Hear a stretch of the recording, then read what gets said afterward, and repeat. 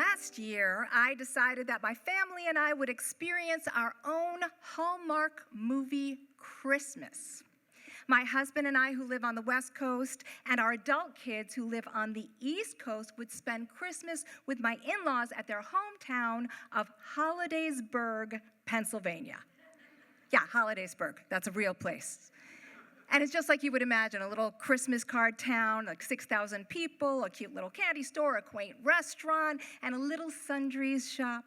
And best, we were going to stay at the Cozy Inn where I'd stayed on my wedding night 25 years ago. Hallmark Christmas. You guys, my father-in-law is the mayor. And then, the day before we were leaving, my husband got COVID. Yeah, I should have been more understanding, but arguments about missed booster shots got in the way, and I ended up taking a rapid PCR, throwing him a bottle of NyQuil, and writing my love interest out of my Hallmark movie. And that's when I got a call from my oldest kid. Dad has COVID. Dad has COVID. This is why we shouldn't travel during the holiday and why I'm not coming. Okay, so now no husband, no oldest child, but that's okay because my 19-year-old and I would still have a nice time in Christmas in the loveliest, most Hallmarky town on earth.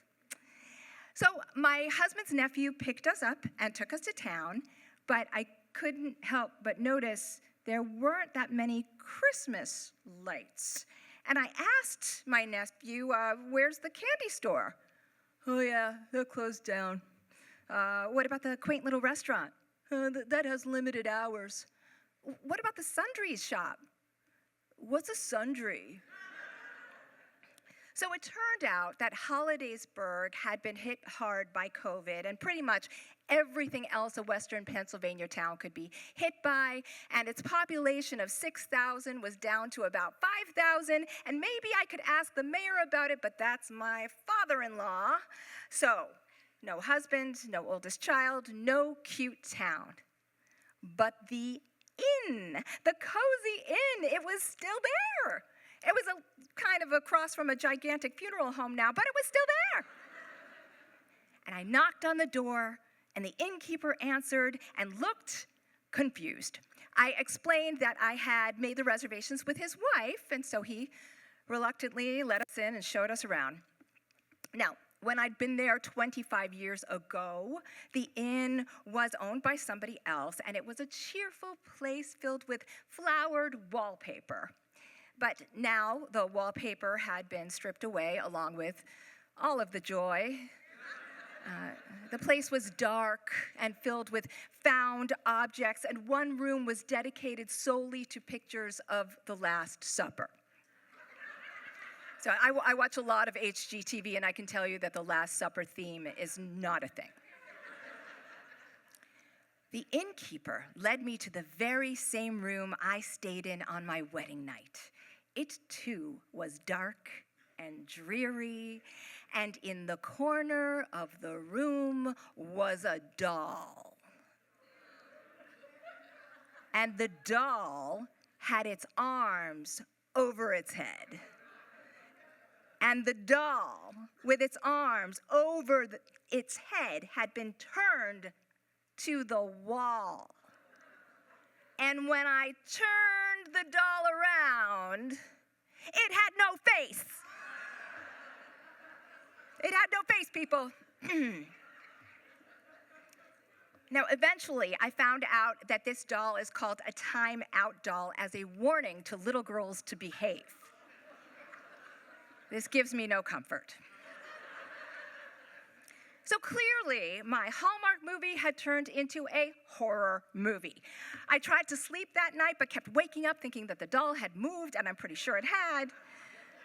And then the second night, I heard something in the adjoining room, and it was the innkeeper. He had moved into the adjoining room. He explained that he would be staying there just over the holidays. I was confused. Didn't he live in the carriage house across the way with his wife?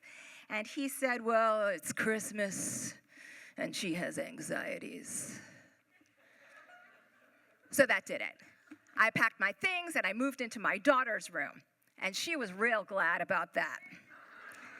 Oh my God, first Dad doesn't come, and then Ezra cancels, and now I'm stuck sharing a room with you. This is the worst Christmas ever.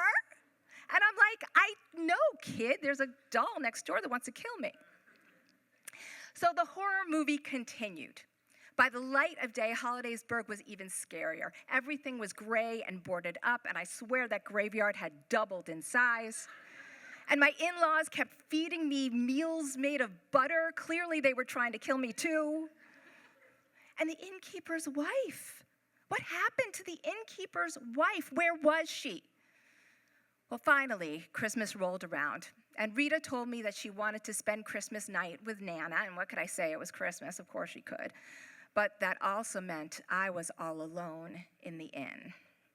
But at least the innkeeper wouldn't be around. I mean, it was Christmas night after all. He had to be spending it with his wife and her anxieties. Then around midnight, I heard a bump in the night.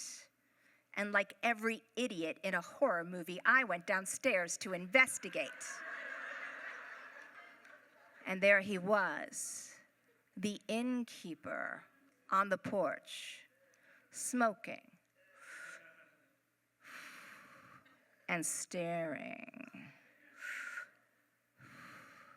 at me. I want to let you know that I got out alive. And Rita made it home to the safety of New York City. And I returned to Los Angeles and all the vegetables.